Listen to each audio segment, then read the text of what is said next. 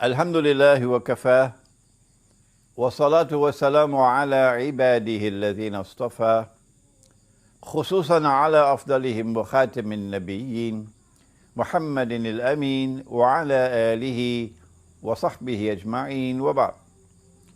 We greet you from a little village up in the mountains, Bumilangit, outside of the Indonesian town or city of Yogyakarta.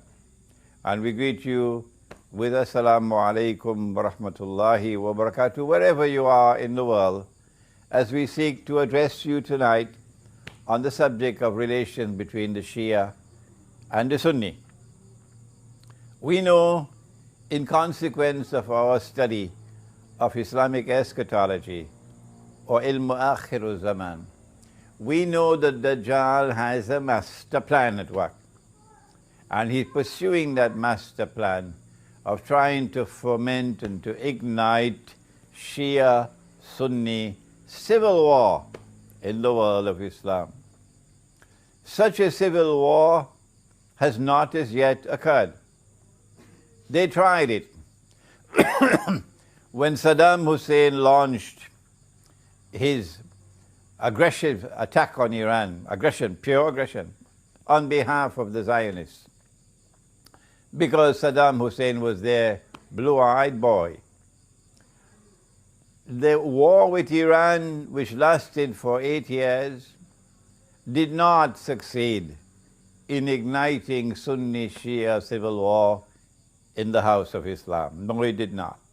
Allah did not allow it to happen.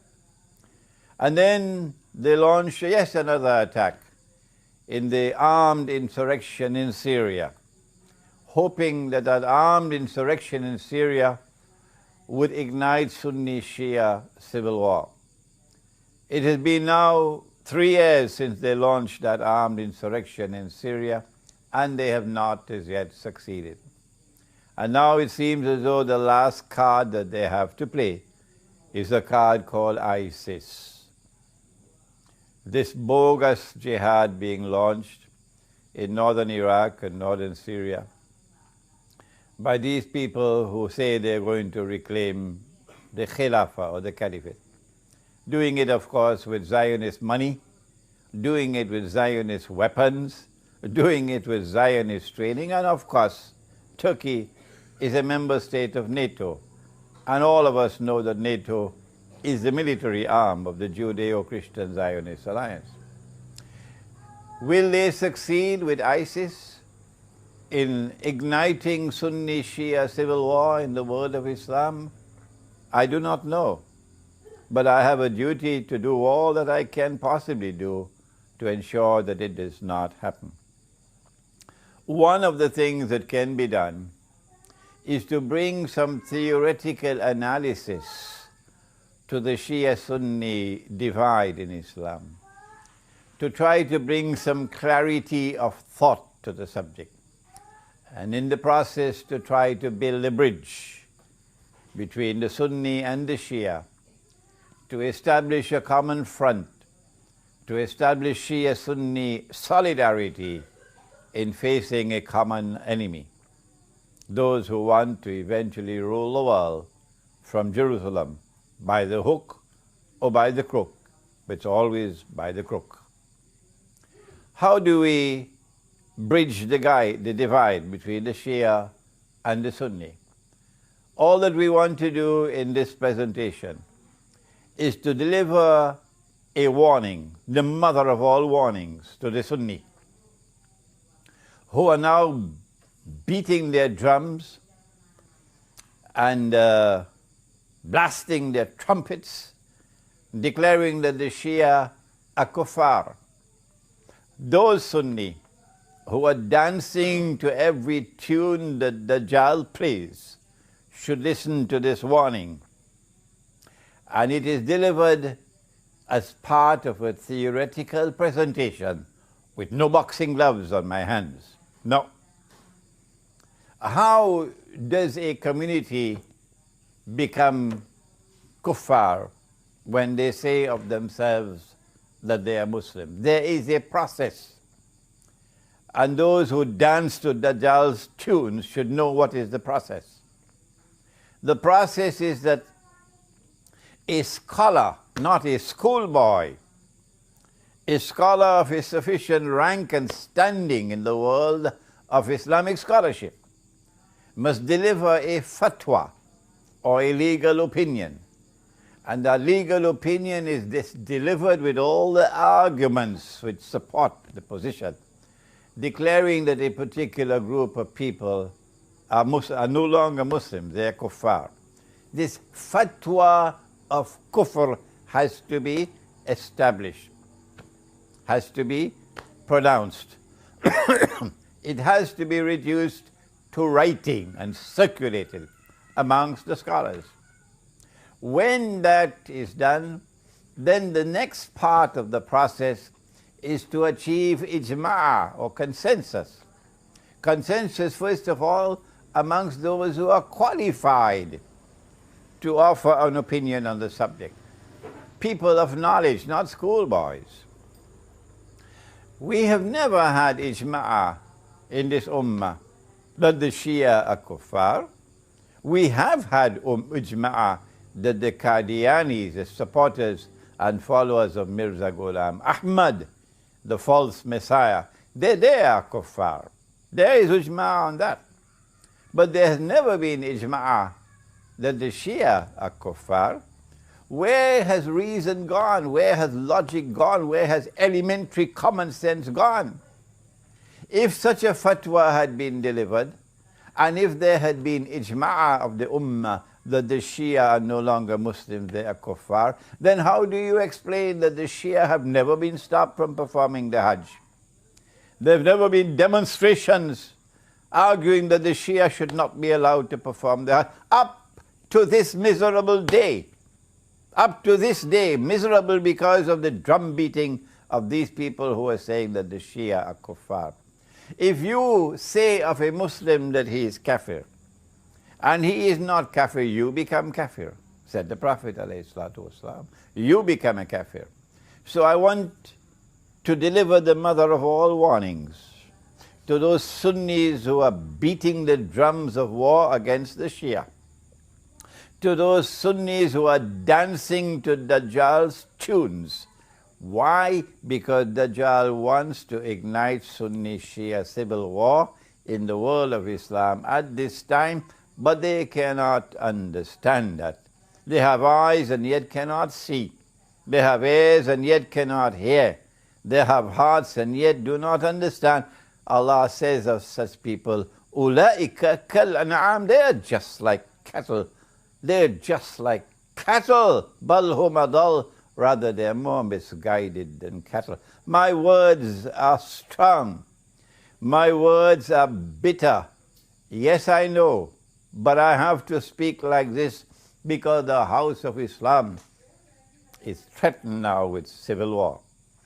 And so I say to them, come on and deliver the fatwa.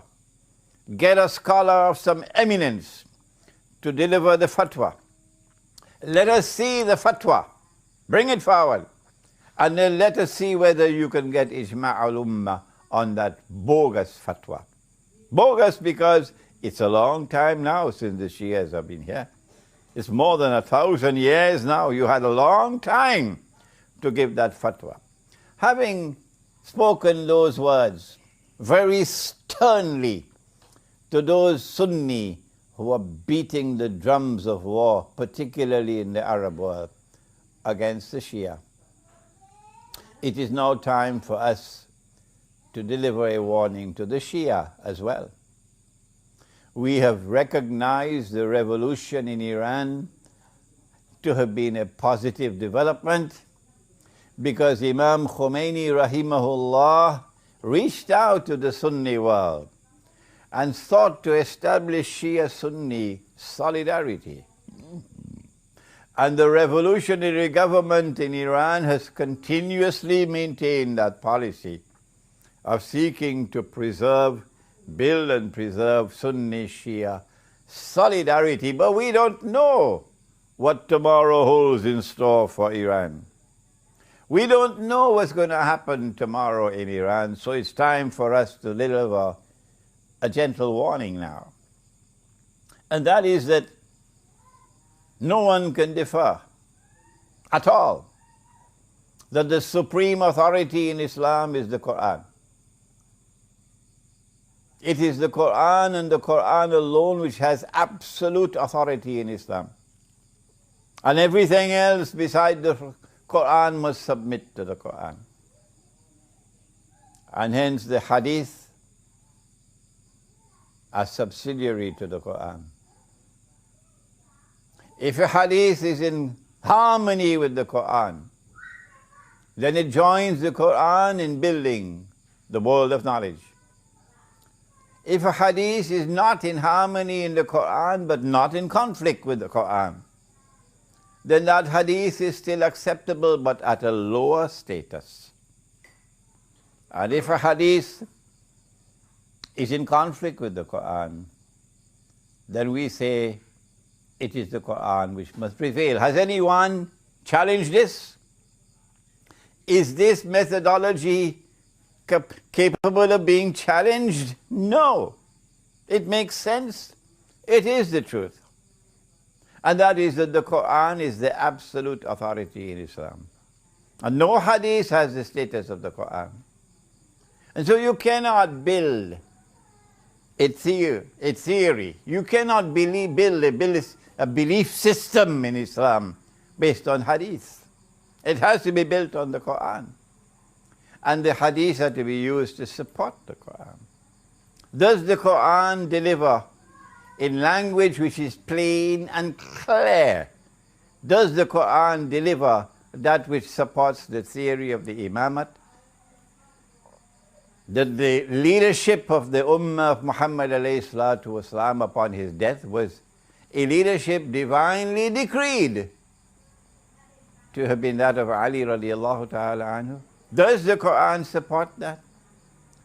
Does the Quran support the belief that succession to leadership by divine decree is restricted to the house of the Prophet alayhi salatu wasalam? Does the Quran support that in language which is plain and clear? You cannot interpret the Quran to build a belief system. No. The Quran has ayat which are muhkamat and ayat which are mutashabihat. But the Quran declares about the ayat muhkamat that they are ummul kitab.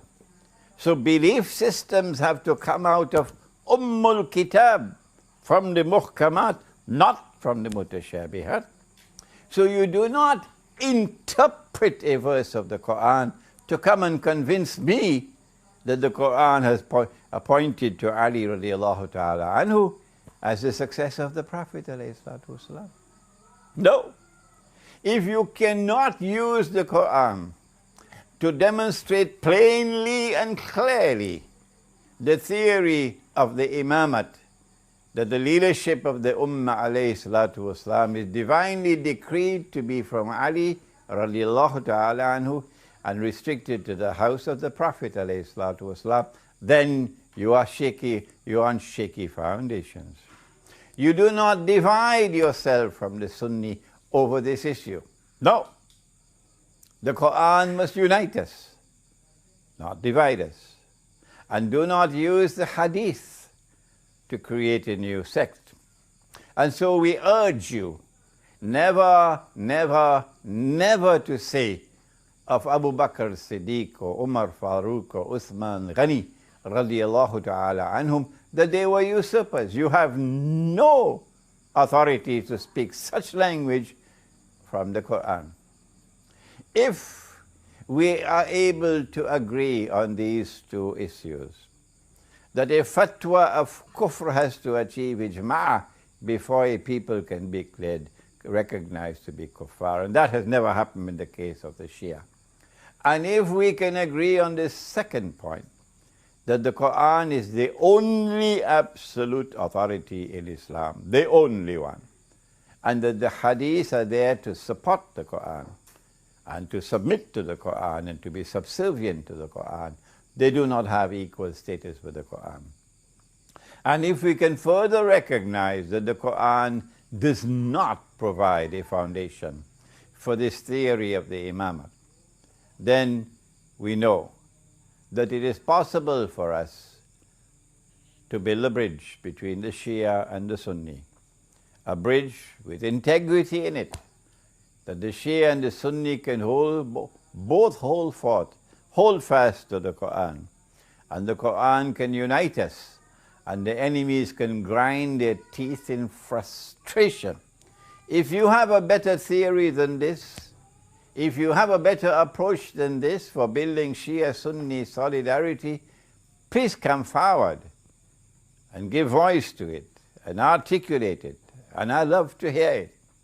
This is my humble contribution at this critical moment in the House of Islam.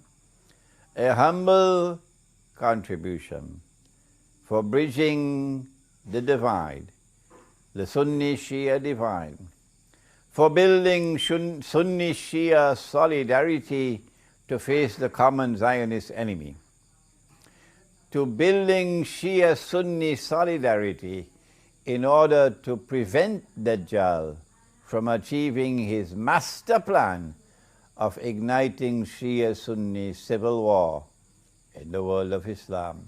Before I end, need I remind you that there's only one Muslim country in the world today which is a nuclear power, and that's Pakistan. Need I remind you that Israel cannot rule the world? No, so long as any Muslim country has nuclear weapons. Need I remind you that the plan is that Pakistan must be denuclearized by the hook or by the crook? If they do not want to wage a nuclear war with Pakistan, then how will they succeed? The answer is they've got to attack from Pakistan from inside and get Pakistan to break up from civil war. And need I remind you that if our enemies succeed in igniting Shia-Sunni civil war in the House of Islam, that's goodbye to Pakistan. Pakistan will not survive. You don't need a PhD to understand that. I hope these words of mine will reach the Shia and the Sunni, and that these words of mine may germinate. And tomorrow we'll have fresh thought on how we can bridge the Shia-Sunni divide in the world of Islam and build solidarity against the common enemy. ربنا تقبل منا إنك أنت السميع العليم وتب علينا يا مولانا إنك أنت التواب الرحيم برحمتك يا أرحم الراحمين.